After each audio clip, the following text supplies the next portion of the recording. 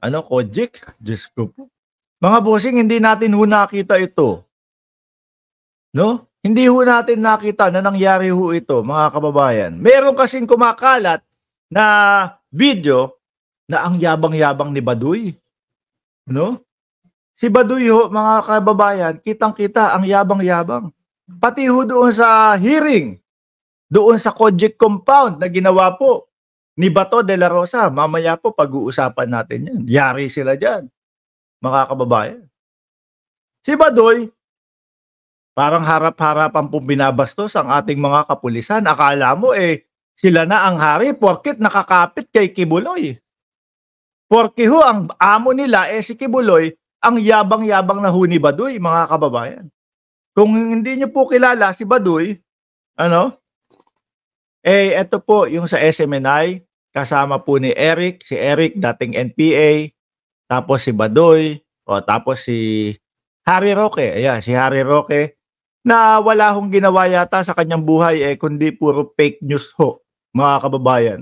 Mas mauuna pa yatang makulong si Harry Roque sa paggawa ng fake news, kesa ho doon sa kesa ho sa pogo-pogo niya. Tingnan niyo ho itong video, mga kababayan. Bastos kayo. Bastos daw po, nako. Bungad pa lang, bastos kayo. Kernel Lito Patay versus Lorraine Baduy. Parang sinampal, mas makapangyarihan pa ang Pilipino sa'yo. Sabing ganun sa pulis. Nandun lang po yung mga kapulisan natin, mga kababayan, para arestuhin po yung nagtatagong pugante. Tapos babastusin ho nila ng ganito, mga kababayan. Ano sabi ni Elizabeth Napisa? The Big Mama Sang. Game! Sirahin nyo, abusado, arugante. Abusado daw po ang mga kapulisan. Tapos makita mo, nando sa loob si Kibuloy na nahuli, na nakita, mga kababayan. Huwag na nating hindi ako kakagat diyan sa pinapakalat nyo na pasuko-suko. Hindi ako kakagat diyan, no?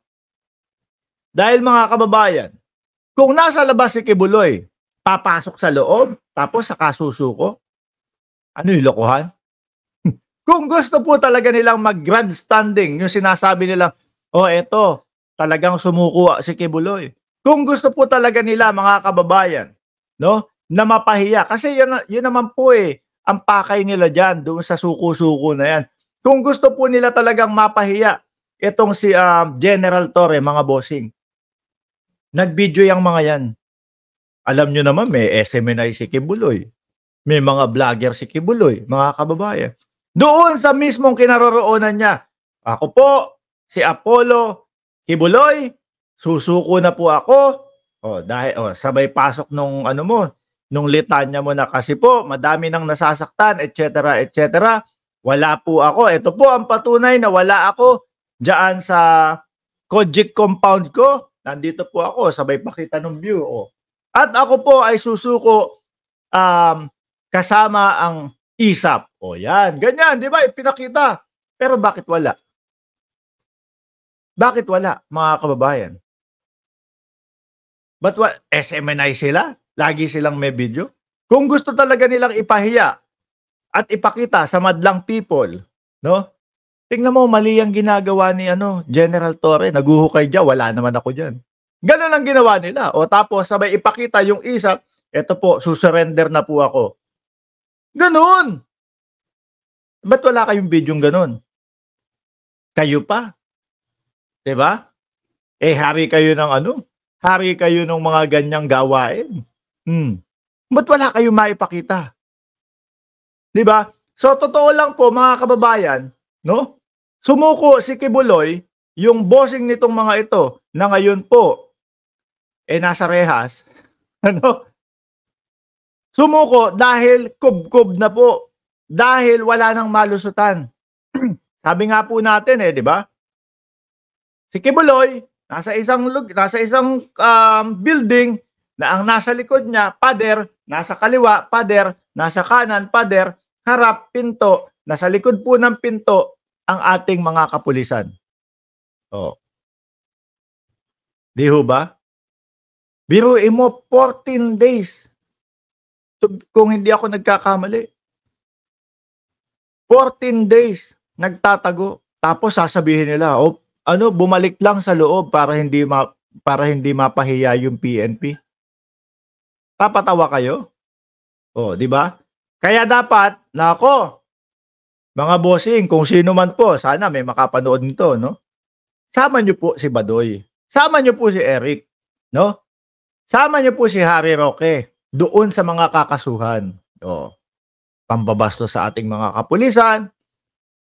Tapos obstruction of justice, di ba? Oh, banat mo, Badoy. Si Doc Loring Badoy.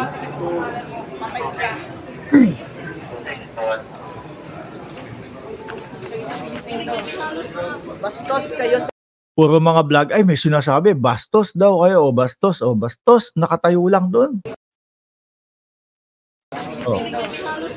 bastos kayo sa Pilipino. Wala kayong respect. Oh, hindi ah! Hindi sa lahat ng Pilipino, baka para sa inyo lang na mga mahina ang utak. Oh. Dahil po kami, majority ng mamamayang Pilipino, okay sa amin yung ginawa ng kapulisan. Ngayon, ramdam namin na, talagang umiiral, no, ang batas ng Pilipinas. Talagang nasusunod yung mga tagapagpatupad ng batas. Yan ang pakiramdam namin. So ngayon, meron mang umapi sa amin, meron mang umabuso na kasing power ni Kibuloy, iisipin namin, nako, hindi. Huwag kang mag-alala. Nandyan ang gobyerno ng Pilipinas para alalayan ka. Hindi porket mayaman sila, hindi porket bilyonaryo sila, matatakot ka. Nasa likod mo ang gobyerno ng Pilipinas. Kahit maliit na tao po tayo. Di ba? Sabi ni Tina B, nice hair, Mark. Salamat. Oh. Ito sa Pilipino. Mga arugante. Hoy, wag nyo kaming idamay dyan. Hindi kami aanga-anga na kagaya ninyo. Kasing kayo sa kapangyarihan. Ha? What? Si Baste, ang nakita ko, lasing. No? Parang basag. Doon sa parang ini-interview siya noong sila Ellen Adarna. Yun ang nakita kong lasing. Di ho ba? Oh, Badoy, ikaw ang walang respeto sa mga outer-dead. Kayo po, mga kababayan. Tanong ito sa tingin nyo, masasama sa mga kakasuhan itong si Eric, si Badoy, si Roque, patungkol ho dito sa Kojik, mga kababayan. Patungkol ho dito sa pag-aresto kay Kibuloy.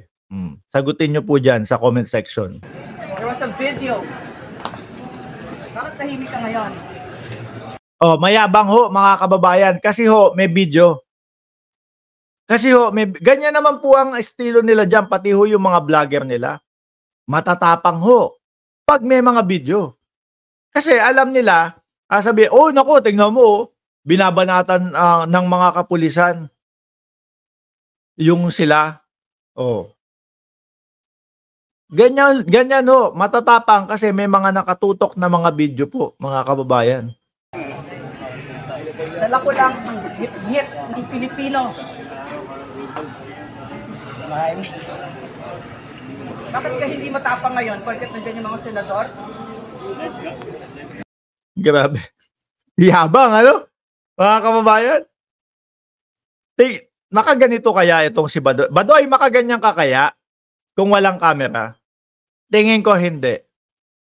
No? Kahit isa sa inyo, walang gaganyan kung walang camera. Baka nasa sulok lang kayo. Di ba, mga kababayan? Kahapon po, nakakwentuhan ko yung isa sa kaibigan natin, mga bossing, na reporter po. Reporter talaga. No? Nandiyan daw sila sa Kojik.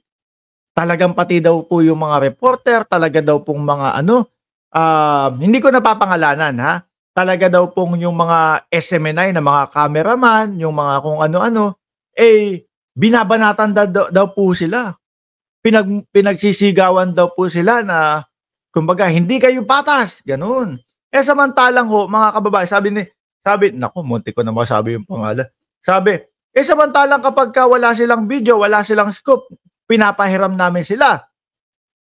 No? Kapag ganito, pagka yung kulang sila ng mga ibabalita, pinapahiram namin sila. Yung mga SMNI daw po, yung mga cameraman, etc. Mga siraulo din pala kayo eh.